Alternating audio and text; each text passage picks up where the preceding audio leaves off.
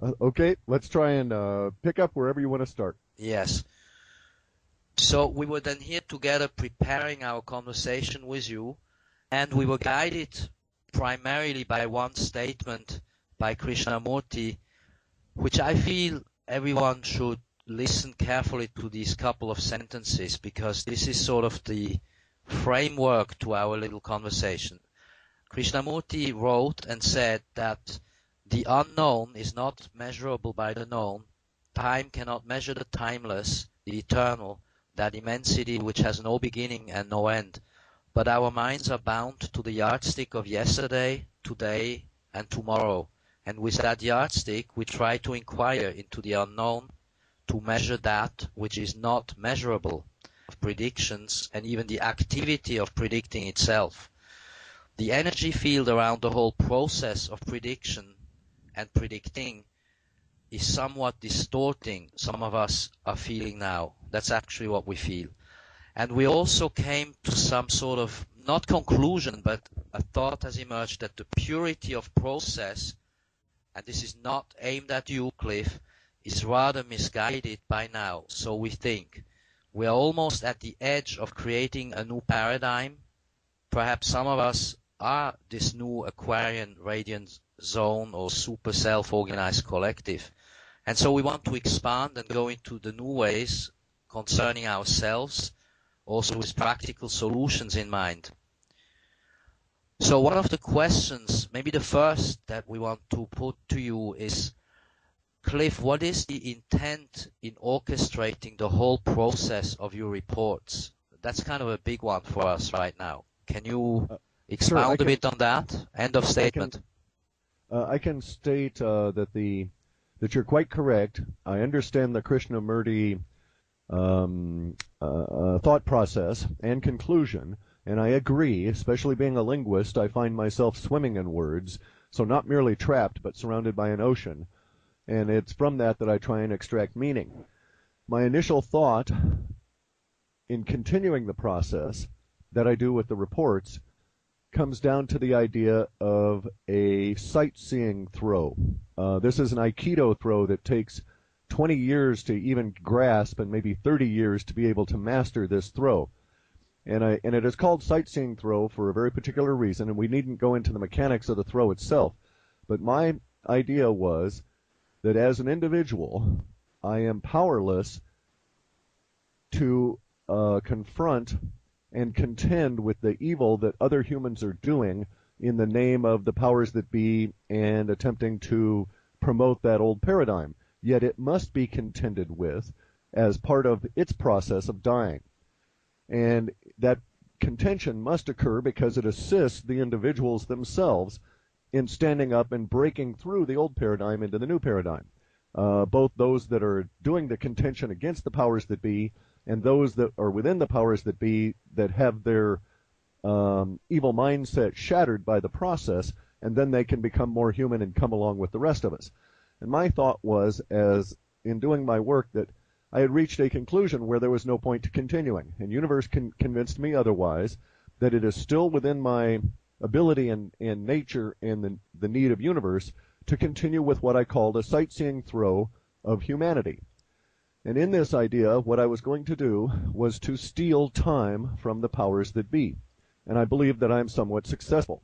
In fact, I know I'm successful at some level. I just don't know whether or not that success level is of a size to be meaningful to Universe at this point. But the concept is as follows. If I am able to give an accurate prediction, even half of everything I say were to come true, and manifest such that people may see it happen, then in making future predictions, they would assume at least half of that would also come true.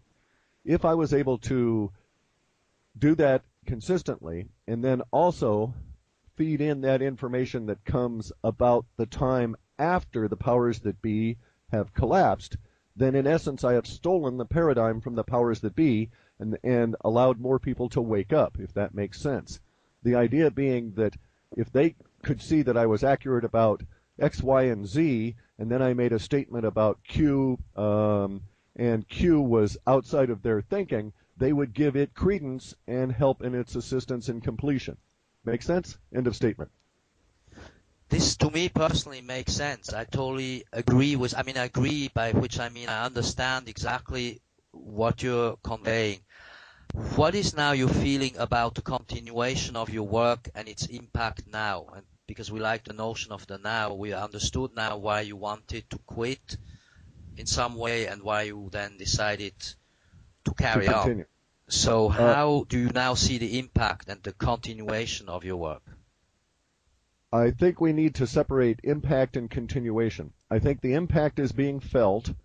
In fact, I have some assurances from the model space itself, in which I have to model myself and my own activities just to be able to screen it out from the larger mass of data. I have some suggestions from that part of the process that says that the impact is reaching a certain amount of critical mass. Now, that impact, I believe, will reach its peak likely with this next report. And again, separating impact from continuation, I don't know that they will continue beyond this report.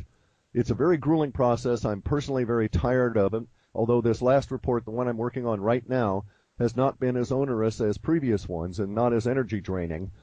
But nonetheless, it feels as though we are reaching a point of both maximum impact and the finality of the process. And even if I decided that there needed to be another report later, say in winter or something, it may not be physically possible because of the changes that are coming and the alteration and attacks on the source material that I use here on the internet. So all of this seems to be coming together at the same time. The maximum level of impact, my feeling from Universe that perhaps completion is at hand for this process, and then I will be free to move on to something else. Bear in mind I get bored easily, and I've been doing this for over 15 years. And then also the completion of the process itself, whereby the internet is available to me. I suspect that the predictions that we're making now relative to how the socio-political breakdown will occur here in the United States may be more accurate than previous, and some of those predictions include the interruption of our ability to use the internet the way we do now sometime, and that interruption will begin sometime in early 2010. So all of these things coming together at this particular point may actually, it's perfect. It's beautiful in one particular viewpoint from where I sit, and very elegant, and so it just seems extremely fitting. Whereas my previous attempt at stopping the reports where I had reached my goals were obviously not what Universe wanted because of the prompts that I kept getting. And now I think that those prompts are going to fall away as we get into fall and into 2010. End of statement. Thank you very much. So with this, I believe our small circle of friends here has the answers, the main answers to the very main issue or question that we had. And with this in mind, we can now kind of continue into other lines of inquiries that came from readers, from our zone, and from friends. We have a lot of questions still to come about the practical side of the predictive linguistics. We like to go into, such as the solutions on a technological level, new electrics, the new state of consciousness, the Earth changes, which is the one thing we all agree is given, and also an as of yet not known future outside of the radar of any technique.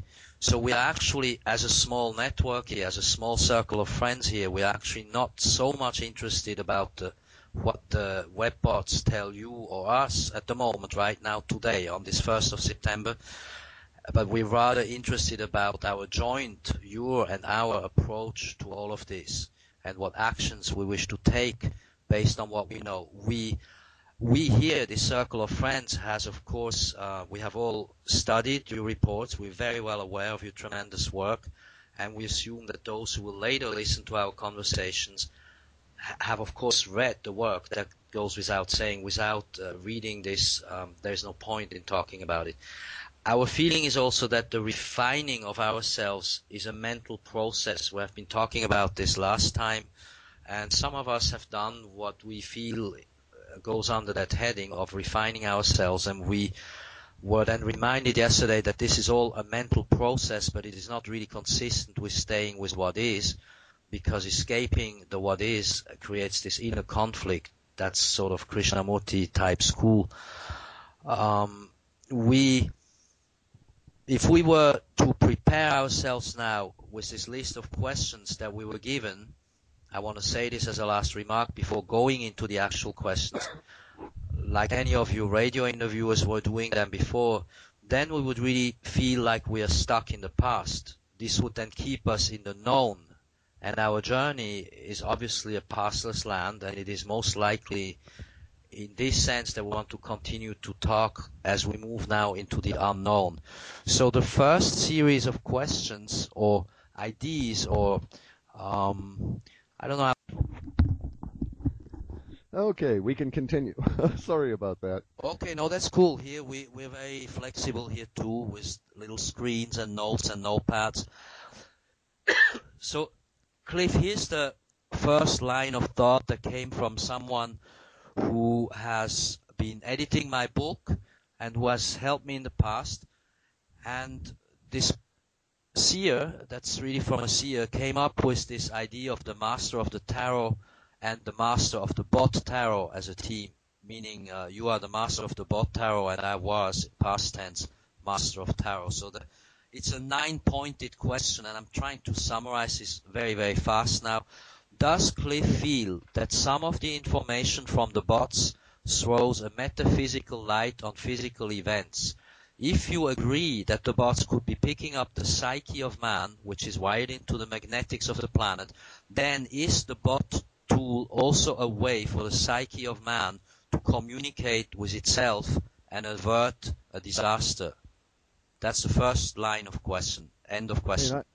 I would agree that likely that is occurring. That probably is the mechanism by which we're able to do any forecast, in the sense that we're picking up the collective subconscious, the psyche, or however one wishes to phrase it. I'm hesitant to think that my work could be used to prevent or avert a disaster. It would be a nice thought, but I don't know how accurate that might be. Okay. Could part of the phenomenon the bots pick up be related to John A. Keel's research into the paranormal or the unseen and bizarre, John A. Keel being the author of Operation Trojan Horse and Oscar Prophecies? One more interruption. Coming via someone who is very in tune with John A. Keel, the author of Mossman Prophecies, Operation Trojan Horse, etc. He just passed away a few weeks ago. And the idea was, could part of the phenomenon of the Webbot project could this be related to John Keel's research into the paranormal and the unseen and bizarre, the hidden world that sometimes affects our physical world unless we are awake enough to see and change the course? Do the bots then seem to pick up a lot of negativity because they exist to warn us, like a shield to protect, rather than to tell us of a beautiful future? Obviously, the goodness does not